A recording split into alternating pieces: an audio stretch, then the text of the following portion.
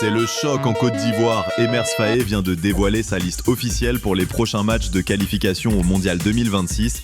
Et le moins que l'on puisse dire, c'est que les choix du coach font énormément parler. Entre surprises de dernière minute et absences qui font mal, les supporters sont totalement divisés. Alors, Emers Faé est-il en train de prendre un risque trop grand avec les éléphants? On analyse tout ça immédiatement. Salut à tous les passionnés de l'encyclopédie du foot. Si vous suivez la sélection ivoirienne, vous savez que chaque liste est un événement national. Mais cette fois, l'enjeu est colossal, la route vers la Coupe du Monde 2026. Regardons de plus près les noms retenus. D'un côté, on retrouve nos cadres et les pépites que tout le monde attendait. Simon Adingra et Amad Diallo sont bien là, et c'est une excellente nouvelle pour l'animation offensive. Ces deux-là sont en pleine forme et ils seront les moteurs de notre attaque. Mais c'est là que le débat commence. Sur les réseaux sociaux et dans vos commentaires, une question revient en boucle.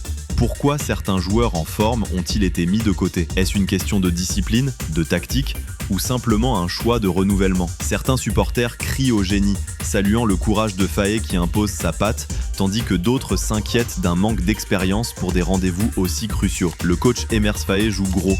Il a prouvé durant la CAN qu'il savait où il allait, mais les éliminatoires du mondial ne pardonnent aucune erreur. La pression est à son maximum. Et vous, qu'en pensez-vous? Quelle note donnez-vous à cette liste sur 10? Est-ce que vous faites une confiance aveugle au coach Faé ou est-ce qu'il manque un joueur indispensable selon vous? Dites-moi tout dans les commentaires, je veux voir vos débats, je lirai tout le monde. Et surtout, n'oubliez pas de vous abonner et d'activer la cloche pour ne rien rater de l'actualité des éléphants. On se retrouve très vite pour le débrief du match.